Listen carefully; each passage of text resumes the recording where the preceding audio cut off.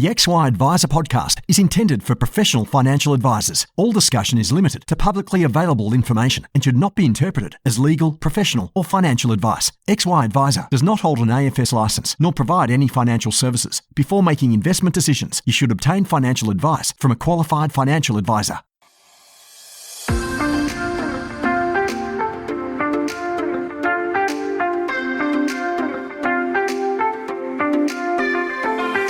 Financial advisors help Australians live better lives, and we're great at it. But what about us? For us to thrive in the coming years, I'm here to ask a very big question. How can we live better, run better businesses, and help more clients along the way? My name is Jessica Brady, and I would love for you to join me as I listen and learn from experts who answer these very big questions. I am lucky enough to record most of my podcasts on Gadigal land.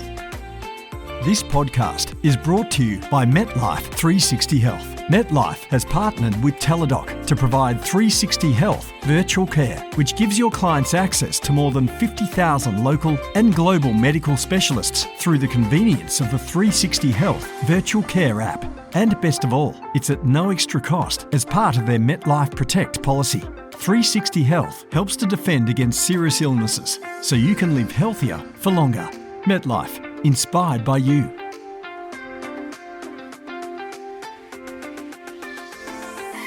This week's chat is with CaptainFI, stands for Financial Independence. He's 31 and he has, quote unquote, retired. So many clients tell us that they want to retire early, but do they really know what it takes? Well, he's done it. And so I asked him, how did he get there? What sacrifices did he need to make? And there were a lot. And what would he do if he could turn back the clock? Enjoy. Hello, CaptainFI. Hey, Jess, how you going? I'm good. I'm super duper excited for today's conversation. We've got a lot to cover. Yeah, let's crack on. Okay. I don't think many financial advisors will know your story. They might, but let's just indulge me, you, us. Can you tell us a little bit more about you? Yeah, sure. Well, I can actually say that a couple of financial advisors would, because I have spoken to a few and got some advice recently, which was good. But for me, I am just a guy from Australia. I'm a retired transport pilot and I just tried to learn a little bit to get a little bit better with my money and finances. I got really into the FIRE scene, and that stands for Financial Independence, Retire Early. And probably, as we'll talk about, got a little bit obsessive about it. But in the, with some okay results, like I went pretty hard. I built up some passive income and I managed to leave my work, which was cool, to basically pursue my goal, which is to eventually get a small farm, hobby farm, and start a family. So for the bulk, I've worked all around Australia, all around the world. My most recently was in Sydney for a number of years, and it's almost a year ago now. I moved to Adelaide. I just have a little apartment here in Adelaide, and looking to buy some land. And that's, I don't know what to say. That's kind of me. I'm 31, and I like long walks on the beach. And pina coladas. I think that I keep this exceptionally open-ended, so for exactly that reason, you can tell us whatever you like. It's pretty exceptional to have a 31-year-old be at the point that you're at. So before we get into all of the good bits and the shit bits, because there always are, I want to say a huge congrats to you. That's really, really exciting and very rare. Oh, thanks, Jess. And I'd put it out there though that the strategy that I wanted to do with FIRE, it definitely evolved, and we can get into the nitty gritty about how people in the FIRE movement plan their retirement. But I had a number of side hustles in the background, and I can we'll talk about maybe the ironies about some of these, side hustles and the stress they kind of put you under. But, one of them was designing and building websites. And I had some great success with that. And that sort of allowed me to accelerate reaching financial independence. And so, I'm not like quote unquote retired, play golf, go fishing, sit around watching daytime television. Like I'm still actively trying to build a business. And yeah, it's just now that it's kind of on my own terms. So let's step back a sec, because I think you've got an interesting approach to the FIRE movement, but let's bring everyone along for the journey, because financial advisors may not know a lot about this, and it is quite a community. So help us learn a little bit more about what is the FIRE movement, and talk to us more about your involvement in the community, and I guess what got you thinking about starting to lean into this community as well. Yeah, sure. So FIRE, Financial Independence, Retire Early. It's, I guess it's probably like a community of typically younger, throwaway term, millennials, that are essentially, realizing that we don't really want to work this, 8 to 5 grind, 5 days a week, maybe 6 days a week. Keeping up with the Joneses, a high amount of spending, and then as a result having to basically work and be paycheck to paycheck. And so it's kind of all about just really trying to sort your shit out financially. I don't know if I can say that. Maybe we'll get bleeped out. It's, one of the main tenets is building passive income rather than consumer debt. So in general, the word like cheapskate and tight ass stuff gets thrown around a little bit. But I actually prefer to use the term frugal. And I think frugal has a positive connotation, and it's about being efficient. So before I started my flying career, I was an engineer, and efficiency, I totally geek out on it. I love it. I love my permaculture garden. I got to get all the plants growing as efficiently as possible. And, also I like to optimize things. It's one of the things we learn at uni, and it's a fun hobby.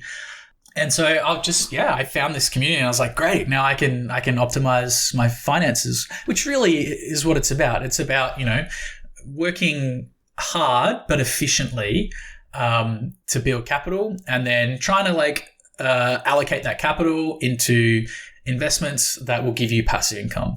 And there are many different ways people can invest. I mean, I'm not a financial advisor, so I'm not going to sort of offer any advice on that regard. Only to say is I did try stock picking, and I couldn't seem to beat the index. So I just have a boring index approach. There's a lot of people out there that disagree with me, that think, you can beat the market and everything. And to all those people, I'd say good luck. But a lot of the research I've read shows that you can't. So typically in the FIRE community, most people do look at things like index funds and superannuation. Index funds and real estate. Obviously, superannuation is still a part of FIRE, because if you want to retire, let's unpack the word retire early. So what does that really mean? Well, I guess it means before preservation age. So the FIRE community is about building assets and passive income that can provide you either an income stream, or, you can sell down parcels of, whether that be shares, properties, websites, you name it, to fund a gap between when you stop your full-time work as an employee and when you hit preservation age. So for some people that's 30, for some people that's 40, for some people they're happy to keep going until they're 55. So yeah, it's very personal. It's hard to sort of define the RE aspect of it.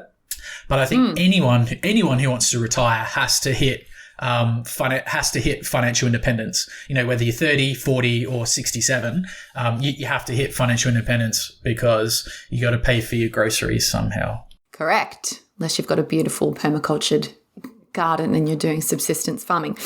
Can we myth bust the word retirement though? Because you're not retired in a traditional sense. You're you've got things on the go. Yeah, absolutely. And that's why I say like mine isn't a traditional like FIRE journey. I think in many terms, like the FIRE, it's like I'm trying to find the word here. It's like a cultural thing. It's like, it's become like a symbol, like FIRE. It probably could be better described as like the FI community, but I don't know what someone in the media is like used the tagline and now everyone just uses the word FIRE. But I do prefer to probably use the term financial independence. And so like I've blogged about my journey to FIRE or my journey to FI online, and that was a great way to stay accountable to it.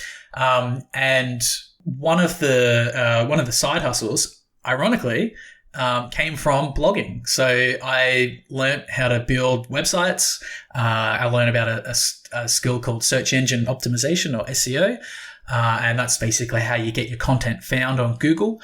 And then I was just like, oh, awesome. So I took what I learned from my blog and applied it to a whole bunch of other industries. And I did do some training, and I'm still doing some training on it. It's not like, official uni or anything, but it's our vocational training program. And where I was sort of mentored and taught these kind of technical skills. And so what really started as a bit of a side hustle kind of grew into, almost like a full-on business. So it's great in that I don't need to, put in the crazy hours that I used to when I was flying, and I can work from home. And I've started to build like an awesome team of people that I can trust and rely on. So in that sense, like when we think about shares, what are you buying when you buy an index fund? Okay, you're buying shares in a company. And what is a company? Well, it's a business. It's a business that provides value by, providing a service or products, and is employing people to do that. And so when I consider, okay, well, I could be investing in someone else's business, or I could be investing in my business. And so whilst I haven't necessarily put a lot of capital into it, I've certainly put a lot of time into it. But it is super fun. And it's like, it's like that optimization thing. It's like that puzzle. But so I don't really consider myself like retired.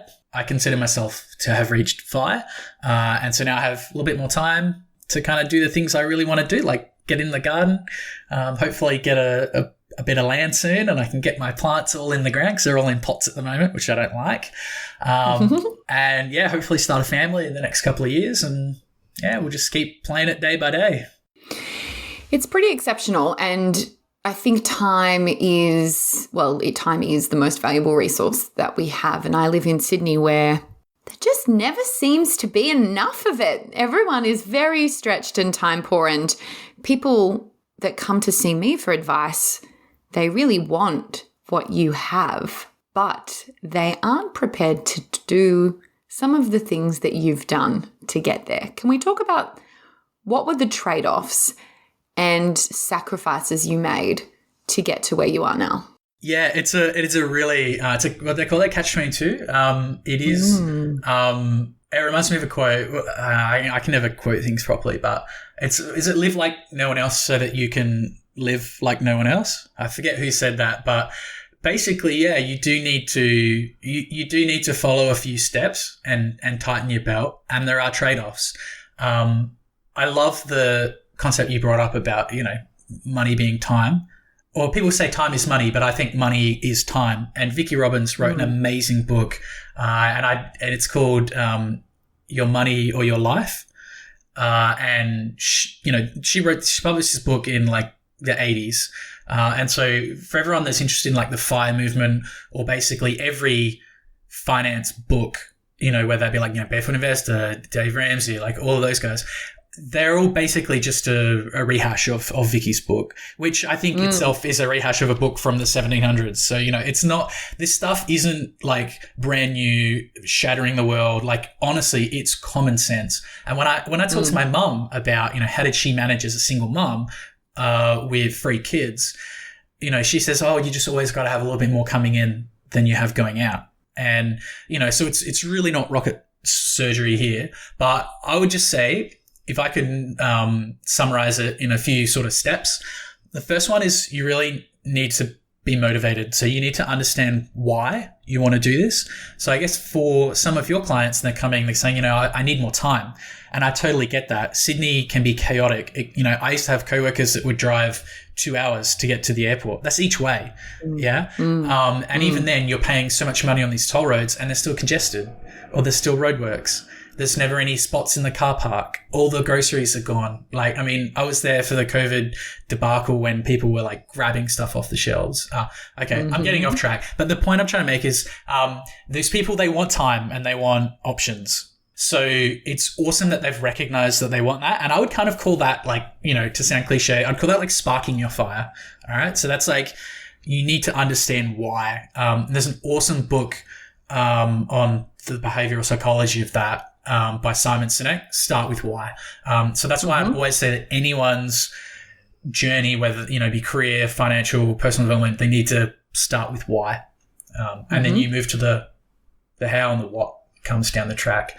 So for people that are interested in financial independence, after they sort of go, okay, yep, I'm going to put attention to this, I'm going to prioritize it. The next best thing, right, and people hate this, is just to make a budget. Okay. And it's a cliche thing. Everyone's it seems to be this throwaway line, but seriously, just track your expenses. I'm not saying you need to go out and say, okay, I'm going to allocate $47.22 to buying peas this month.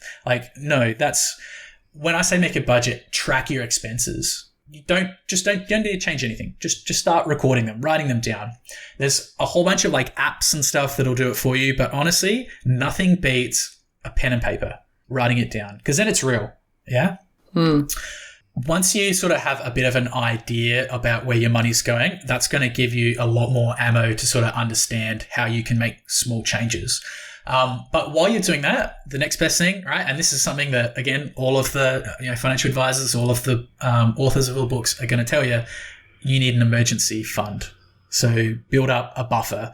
So most common number thrown around is a couple of $1,000s, but it's obviously going to depend on you and your expenses. And that's why tracking your expenses with the pseudo budget gets you an idea of okay, if I'm spending $4,000 a month and I have a $4,000 emergency fund, I've got a month's worth of runway left, right? So you can fix that up later, but the first thing is to basically create a buffer, because a lot of people get themselves into trouble dealing with credit products, and whether they're using, whether that's the buy now, pay later or a credit card or a line of credit or a redraw. It can be dangerous to play with debt. I'm not saying debt is bad. I personally have a mortgage on an investment property, but I think everyone should have some cash stashed away as their emergency fund for when the shit hits the proverbial fan.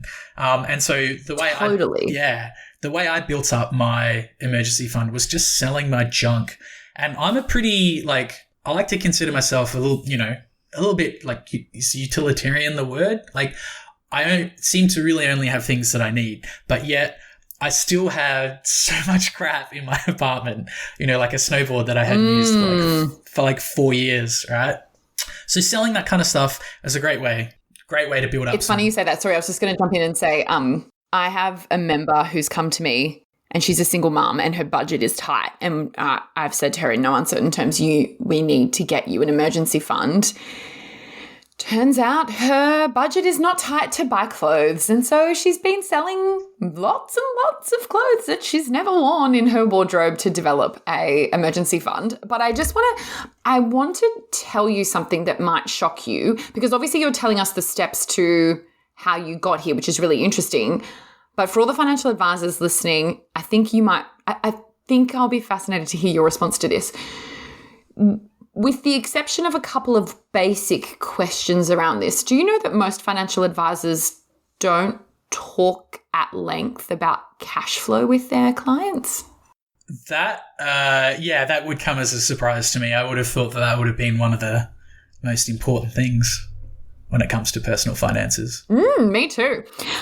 I completely agree. And so just hearing how you've done it and the focus and attention that you have or had on expenses and tracking and monitoring that, I think it presents a really good reminder to advisors who are trying to coach people to get to this goal, which many of us are, that if you're not helping people create awareness or understanding of where their money's going, it's going to be really bloody hard for them to hit that goal. Yeah, and again, coming back to the why of FI is, I guess, maybe not just the client, but the advisor also needs to understand the why, and that will sort of give everyone the respect that it deserves around the cash flow.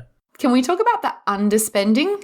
So because there's such a focus as part of the FIRE movement on reducing cost, and part of that is reducing spending, and you being a very detailed, clever engineer who is dedicated to goals by the sounds of it, that's a pretty interesting experiment to see how low you can go, if you like. And you can go too far, right? Oh, yeah, absolutely. And I totally did.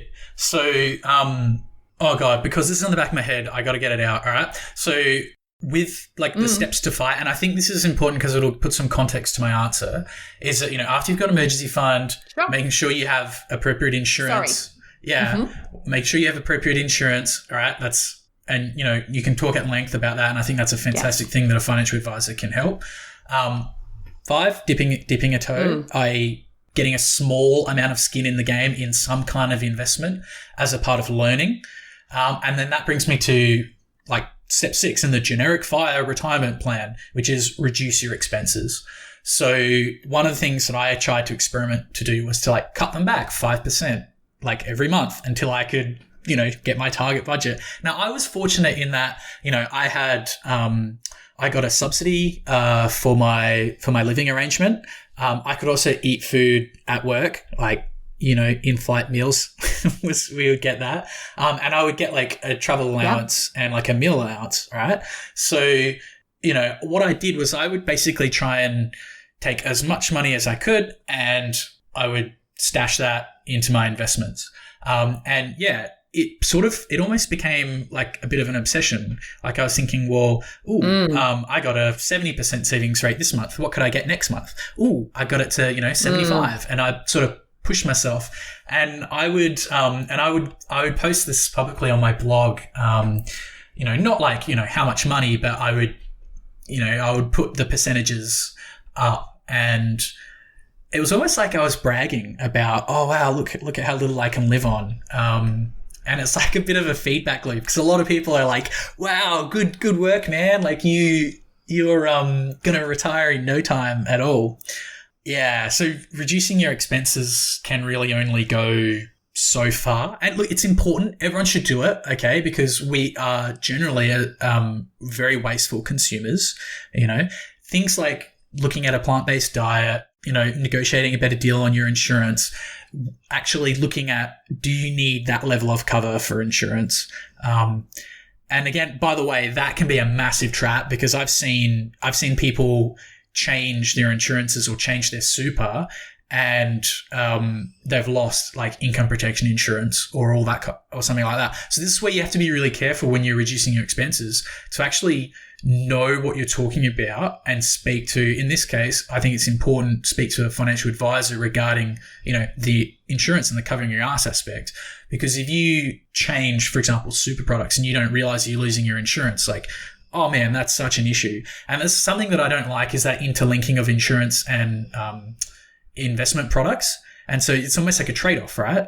And so this is, I guess, one of the reasons why the FIRE community like to separate, and why super is probably not super popular. It obviously has its place, because normal retirement fits within an early retirement. But there are these little idiosyncrasies, I guess, as to why people would prefer to invest in a conventional brokerage account. But yeah. So reducing your expenses only goes so far. You're preaching to the choir here, to a community of financial advisors. So we agree that the trap of insurance reducing at the cost of losing your protection or safety net is a very dangerous game. But I think it's an interesting irony that there's communities out there that are they're designed to help you live a life. I mean, that's what the FIRE movement's really designed to do, so that you've got all this time. But then if you develop a really unhealthy relationship with money, you can have so much guilt and fear around spending. And I have seen that. Tell me what your relationship with money is like today. Yeah. So, well, for example, yesterday I went out and got takeout for dinner. It was awesome. So is that rare?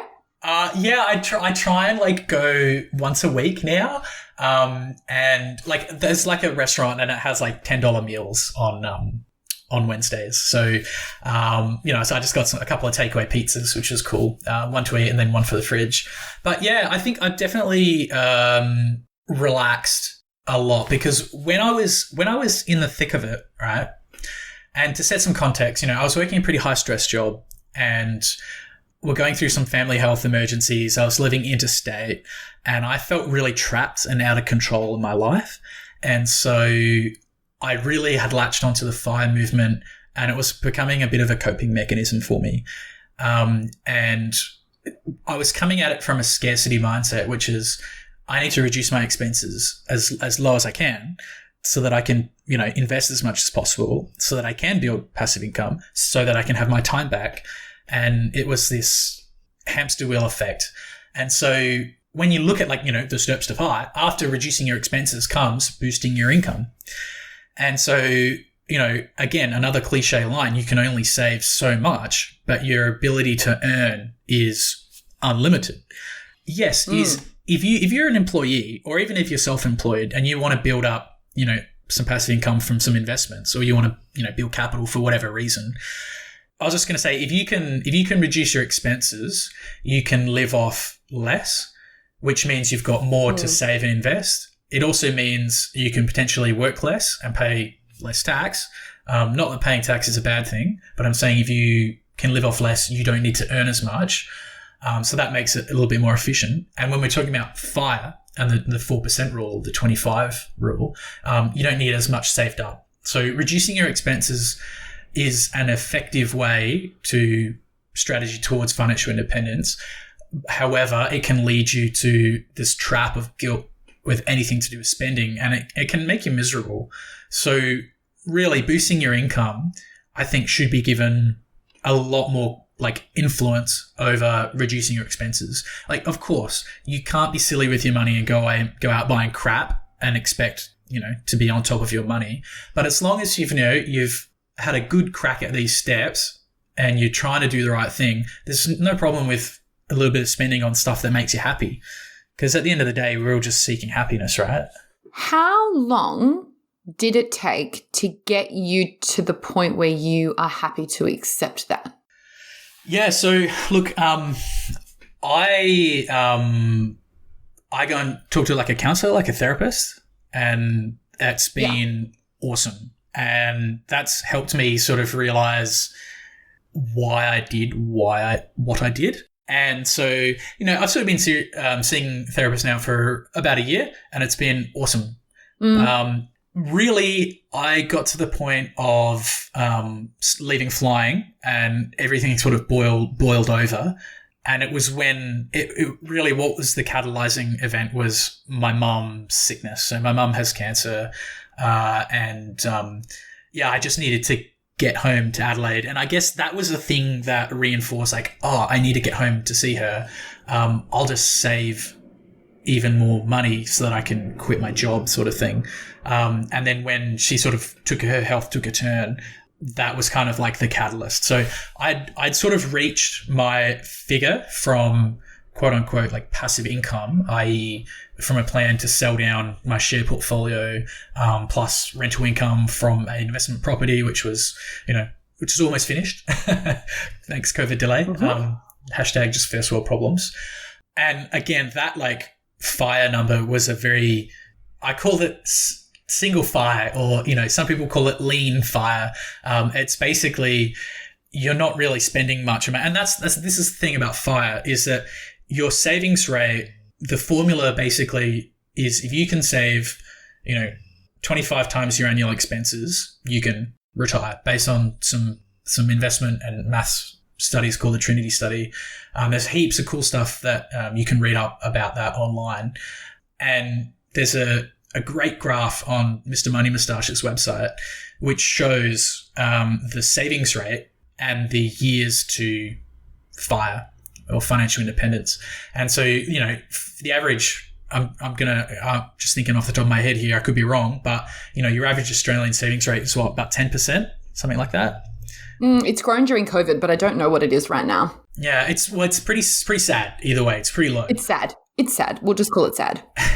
And if you save that amount of money, invest it in, boring index funds, it takes something like 50 years or something like that to be able to support yourself on it. But the proviso is, as long as you don't inflate your spending once you stop work, that's the proviso of this formula. So if you can get to like a 50% savings rate, which is pretty reasonable, and I know a lot of people that aren't interested in FIRE, and just a lot of friends that I've worked with and people I've gone to school with, and they say, oh yeah, I try and save 50% of my income. And so that's like a pretty reasonable figure, I think. That's a 17-year career. So if you work for 17 years and you're consistently saving half of your income, you're investing it into diversified index funds, after 17 and a half years, you should be able to draw down 4% of that portfolio every year, and you'll be left with the same amount of income that you had when you were working. So that's how the theory works, right? But then as you start to go higher, say you go to like an 80% savings rate, then it's like 8 years, or maybe it's even a little bit lower. I think it might even be 6 years. And so that's the trap that I got into. I was like, I'm going to boost my savings rate, as in the percentage of my take-home salary that I save and invest, as high as possible. And, some months it was even like 90%. And again, I don't want anyone to think that I was like, living in a cardboard box or anything. Like, I had subsidized housing from work, and, I had food because we handed frozos in flight and so I still felt like I had an okay life. I just didn't do the things that my colleagues were doing. Like, I wasn't financing new cars or buying a $2 million home in Double Bay, that kind of stuff. So, but it had pretty significant life consequences for you, right? Yeah, it did. So one of the things that I started to get really anxious about spending money, and when it was like, whether that would be taking an interstate flight home to see a partner, or going out for dinner, that kind of stuff. It kind of made me feel really, really guilty about the spending, because I wanted to save and invest that money. And so that's where it sort of became, I think, a bit of an unhealthy obsession. The nature of my work was that I worked a lot, like ridiculous hours, 80-hour weeks were not uncommon, as well as, being overseas. And I loved that. I chased as much of those trips overseas basings as possible, because I wanted the money. And again, that was probably linking into, I wanted the money so that I could have a higher savings rate as possible. And so the fact that I was like away, I think it did have negative effects on my mental health, not being there to support my family. And yeah, when I was working in Dubai, I was there for a while, and yeah, it was really challenging maintaining a long-distance relationship. No, it's okay. It's a beautiful irony in that, and look, this is why I was so keen to have you on today, because I think financial advisors don't often hear from people who have done this much earlier in their life to think about how they could have supported people like yourself through the journey better. But one of the most beautiful ironies, I think, in these situations is that many people today are working so hard to have financial independence, to help themselves live the best life they can, or help their family. But in the quest to do that, they become extremely unhealthy, either physically or mentally. So they're not in a good health position to enjoy any of the time that they're able to create if they do become financially independent. Hopefully they make it there. And what state the relationships will be in with the people they've worked hard to build a life for, that's a big unknown as well. So I think there's this really interesting unspoken about irony where people are working so hard to help themselves and others, but in the quest to do that, they are damaging those relationships. Yeah, 100%. And so if I had if I could have a conversation with myself, or if I could sit down with a financial advisor, what I would want them to have told me is like, hey man, chill. Like, you're good. You are good. You're on a good income. You're not, pissing it up against the proverbial wall on lottery tickets and other wasteful spending. It would just be, hey, like just take a deep breath. It's okay. Maybe you need to go and chat to like a counselor and work out some other things that are going on in your life and stop projecting that onto your personal finances. That's probably. Would you have listened? No, it's a really hard one. Probably not. I'd like to. I would hope that I would have, but I got pretty like I was pretty into this, and it did make me a little bit miserable. And I just felt like, I've got to double down. Like I got to just that little bit more, and it's that trap. And a lot of people in this, like in the FIRE community, you get in that trap of just one more day, just 1 more % savings. I'll just work another week. I'll just work another month. Like, because I think like a lot of it is like this fear and this uncertainty, or maybe this anxiety of the unknown and craving stability. And so having sort of passive income is a little bit more stability. So I guess my advice to my earlier self would be just chill, take a deep breath. It brings up a fascinating question, which I think we should all ask ourselves, not only our clients, but, what is enough? When is enough?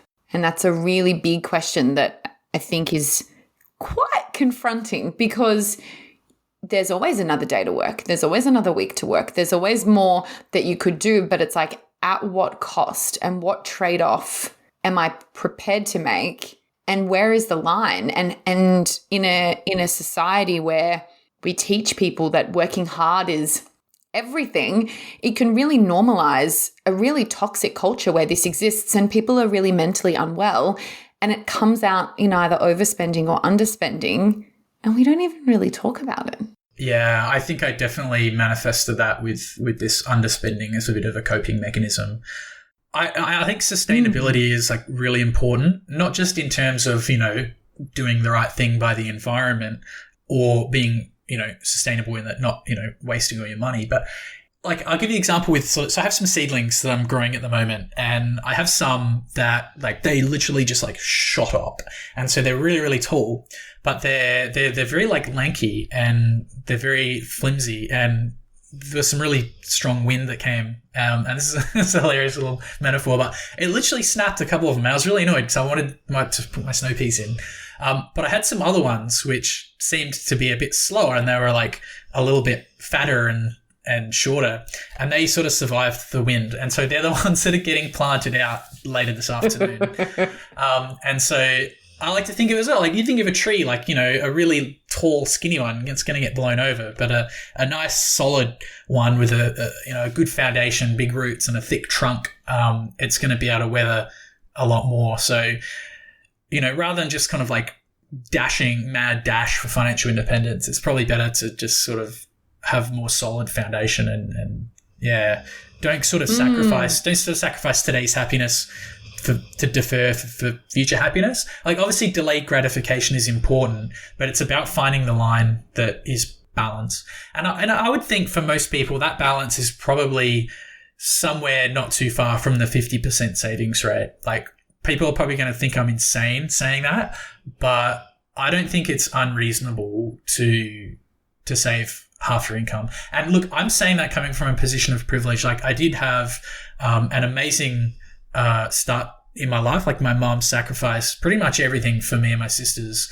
and we were able to get an education. I did well in school in the last 2 years. I went from basically getting expelled and drop out. I go into like 20 different schools, but the last two were very foundational years for me, and my mom really supported me, and I was able to get a scholarship and get paid to study, and then I got a good stable job out of it. So not everyone's going to be in a position to easily save half their income, but it's almost effortlessly easy at the higher income levels, but it's almost more important to learn how to save and be frugal on lower income levels. Yeah, and I mean, you're someone who, given the childhood that you had, you're pretty passionate about making sure that specifically women are financially literate. Oh yeah, absolutely. Like if you look at any like figures, any like data research, it basically shows that women are way better at money, running companies, etc. You name it, than men. I used to get like, you get told off for for saying things like this, but even like in my experience as a pilot, we found that women make safer pilots, less impulsive. More well-rounded, and everyone's like, "Oh, you can't say that. Like that's sexist." But hey, it's just an observation. I think when women, and as preachy as it sounds, being a guy, but I think when women are empowered with finance and wealth, it benefits the community. There's definitely an awesome example of this with the microloans. So I'll send you a link to an article, but it's basically in the developing nations where small loans are given to women in the community. You look at where that money goes, it gets reinvested back into the community, and overall it builds their economy. Whereas when the loans are given to men, it just disappears. So I think that the empathy that typically is associated with women when mixed with finance can have amazing benefits for everyone. So, and a case in point was my mum. So she escaped an abusive relationship with my dad, who was, at the time he was a drug addict. He still is. And he was very controlling and, physically and financially abusive to mum. And I remember asking her about this recently. She said, well, she worked in early childhood. She was a teacher. And she's like, she knew the importance of those formative years on brains. And she said, I don't want to raise kids in an environment that normalizes treating women like this. And so she left. And, the irony is she has literally worked herself, to the point of death. She has terminal illness. She worked so hard, 42 years to build a better life, and not receiving child support from my dad made it really, really hard for her. Yeah, so I just, she made it work, but had she received the support that, legally she was entitled to, I think her life would have been a lot easier. So, yeah, I think financial independence is important for everyone, but it's super important for women because they're typically more vulnerable, and they typically come off financially worse off in a relationship. And just for no other practical reason than, if you take time off to have children, A, you're not earning money. 2, all of that lost time and capital, like my mum would do everything. Like she would cook, she would clean, she would babysit. Like these are all tasks that super rich people would pay someone to do, whereas women are just expected to do this because they're a mum. And when you combine that with the pay gap, it really does screw over, not just Australian women, but women everywhere. So that's why I think financial literacy is important for everyone, but especially important for women. Completely agree. And obviously that was a bit of a baited question because I know that you're about it and I'm about it too. But, just thinking about your mum's story, and it's a really hard story, and thank you for sharing because it wouldn't be an easy story to tell. I wonder if that's why so many millennials are so interested in this movement, because so many of us have watched our parents work themselves to the bone, and not everyone makes it to retirement, which is a really awful, sad story. But financial advisors are so good at telling people, in X amount of years, often decades away, you're going to have this great opportunity to have a great life. And so many younger people are going, well, I've watched what it takes to get there. And what if I don't get there? And maybe surely there has to be a better way. And I wonder if that's why we are obsessed, might not be the right word, but why this movement has taken off, because it is. Yeah, it's a concept. It's like a dream, you're not saying or selling, you must index fund invest, or you must save as much money as possible. It's really about, it's this concept of time and having a bit more control over your life. I mean, who doesn't want that, you know? And when you think like, oh my God, do I have to work every day of my life just so that I can buy expensive shit that I don't really want? Like, hey, I'd love a Land Cruiser, but you know what? My station wagon does just fine. So I don't need to spend $200,000 on a car. But yet where I was, you know, with my colleagues, like that was normal, to buy a Land Cruiser or an E-level, you know, European luxury, like executive suite car, like, you know, Mercedes or something expensive like that. It was almost, yeah. So I think a lot of people are kind of in the FIRE movement. They're sort of rejecting this, status crap, you know, like, oh, I need the latest iPhone, you know, I need the latest car, I need to make people think I'm successful and to make people like me.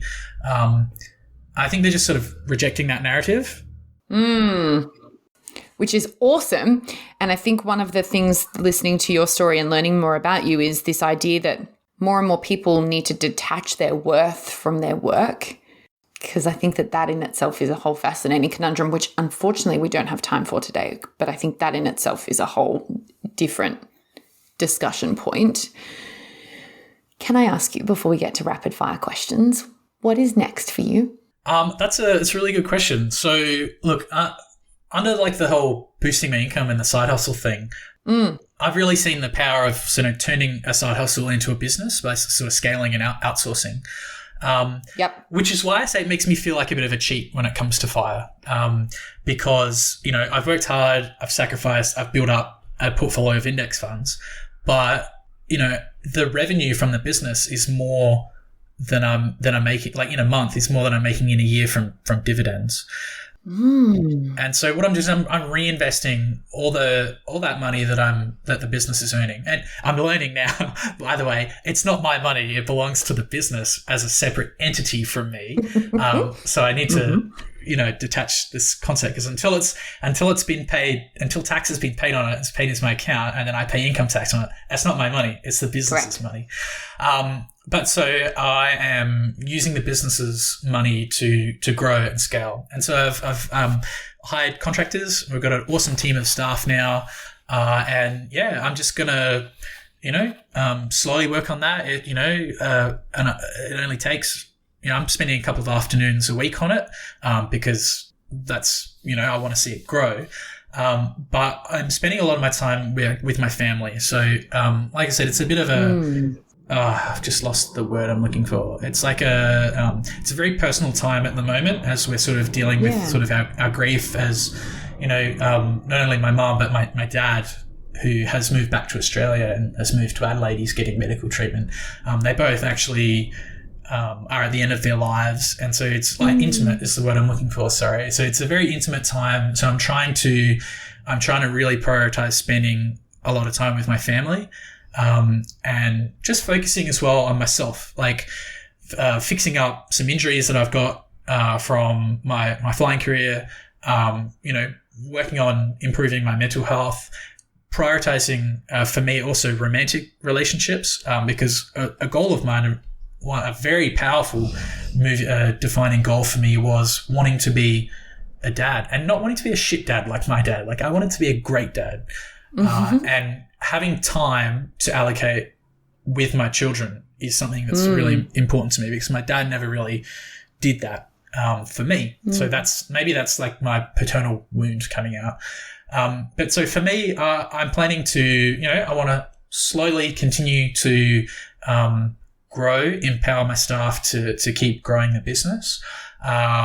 You know, I still want to nurture my investments. I want to look at maybe getting a patch of land somewhere that I can plant all my trees and just spend time with family and friends. And basically just trying to take a deep breath and being like, hey, not everything has to happen all at once. Just chill. So yeah, that's what I got in store. I was going to start asking you my rapid fire questions. And the first one was going to be, what do you do to look after your mental health? But I feel like you've just answered that just then. Yeah, look, I don't know whether you have anything else.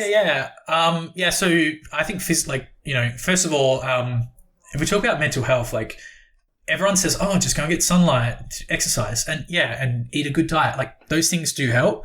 But also some people need antidepressants. And I would just say go and see a counselor. Like, there's no shame. See GP, get a mental health treatment plan. I think they give you like 8 sessions on Medicare. Go and chat to a psychologist. A lot of people probably don't realize the pressure that they might be under. There's no shame. There's no stigma. Maybe in some industries, like definitely in aviation, there was, I'm not going to lie, but there shouldn't be a stigma about. Oh, there is in financial advice. Yeah. So for mental health, like I talk to a psychologist. It's awesome. I look forward to it. And it's good. It's good. See, maybe this is what I needed to do earlier when someone would just say to me, hey, you don't need a crazy savings rate. Maybe I didn't need a financial advisor. Maybe I need a psychologist. But in addition to seeing a therapist, I do all those throwaway things. I try and stay active. I swim. I spend time cuddling my dog, spend time with my family, and just try and do things that make me happy, like pottering around in the garden. Yeah, they're my things that I do. Love that. Again, I feel like you've already spent a lot of time explaining this, but just in case there's anything left on the table, piece of advice that you'd give to your younger self? No, I did have one reserved for this. So I would say to myself, just care less about what other people think about you. Maybe, you don't need to seek people's approval, whether that's your peers or, in my case, I spent a lot of time trying to impress my dad or, wanting my dad to be proud of me so it maybe come back into my life. But I would say, like, you don't need approval. You don't need it. And that translates into the finance aspect. You don't need a perfect portfolio. Just have a go. Like, it's better to dip a toe and start rough, even if it's small amounts of money and maybe you have some garbage investment because you don't understand it yet. But at least you started. And then you can start to improve. So, yeah, I would just say, like, don't measure yourself by other people's viewpoints of you. Just compare yourself to how you were yesterday. Yes, agree. What is something that's on your bucket list? Okay, this is a really hard one. And everyone's like, oh, I want to climb Mount Everest. I want to travel the world. I've done a lot of traveling for work and I'm a little bit jaded because I kind of hate queuing up and that kind of stuff and I'm a bit cynical. But honestly, things on my bucket list, right? I want to build my permaculture food forest and I literally want to nourish as many people as I can, including kids. So for me, my bucket list, I just want to be a great dad. I just want to be there. I just want to be like that lame dad that, like, when the kids come home and they're like, the dad makes some joke and everyone groans and then, I want to be always there. So I want to be there and I want to just grow plants. I don't really have any like grandiose desires to build a skyscraper or go to space or anything like that. I think that's a very beautiful thing to have on your bucket list. And again, don't judge by what other people are doing. So you just do you're running your own race. My very last rapid fire question, and we have scratched the surface. We could have gone down just one path, but I really wanted to talk about all of the different interesting viewpoints with you today. But my last question to you, as part of my rapid fire questions, is: do you have a book for me to read as part of my fake book club? Okay, I have a huge list of books that I absolutely love, and there's a couple that have been really influential on my life. Am I allowed to recommend more than one, or do I have to limit to one? Well, look, this list is out of control now because I ask every awesome guest to give me their book. And so if you have a few, yeah, okay, all right. So in terms of like fire, an awesome book to read is The Simple Path to Wealth by J.L. Collins. And you can read this online for free on his website. He just condensed it into a book. So this would be awesome for like financial advisors to read just as much as it would be for your average punter. It's really cool. The first one I usually recommend to everyone, right? And it's a bit cliche and the author is a bit, sus. Or maybe I can't say that or I get sued. Robert Kiyosaki's Rich Dad, Poor Dad. All right. It is a foundational book. I think when we discussed the steps to fire and we talked about step one being start with why, or your why of fire, sparking the fire. I think this book's really good for that. So it doesn't give you any practical advice about like, open this account, invest in this product, like do this, do that. It doesn't tell you anything like that. All it is it's a bit of a parable, and you could sort of liken it to maybe like a biblical parable. And it will teach you what is an asset and what is a liability. And so that's a really foundational one to read. Okay. Awesome. Of course, we mentioned it before, Vicki Robbins, Your Money or Your Life. I think this is a book that I need to read again. And even though I read it and understood it, I think I maybe misinterpreted. And if I had have picked up her underlying message, it might have been, hey, maybe you don't have to work so hard and have a 90% savings rate to reach FIRE, because really it's about life energy, this concept of your time being life energy and money just being a physical manifestation of your life energy. So those are like 3 awesome books that I love. I think they're suited to an international audience. But the 4-hour work week was, I think, what really accelerated me to financial independence through the website. That downstairs. Yeah. Interesting. Yeah, so I think I've broken the rules there by giving you 4. Absolutely broken the rules. You have broken the rules, but I'm grateful for it, and I'm sure the listeners are too. Yeah. Hey, you have had such a journey, and you are 31? Yeah, but my back tells me that I'm a lot older than that. Well, I want to say on behalf of your back that I know that it's been a long, hard journey, and you should be so proud of yourself. It's so exciting to have learned what you've learned, to have experienced all the things, not all good, but to have come this far, this young, with so much life ahead of you to explore and enjoy. I just want to say a huge congratulations to you, and a very, very good luck on your journey and your dad jokes. Oh, thanks very much, Jess. I appreciate it. It's sometimes it's hard to take compliments. And yeah, I know, like, can be a bit guilty of moving the goalposts, and but no, I really appreciate that. So thank you. No worries. Loved having you on.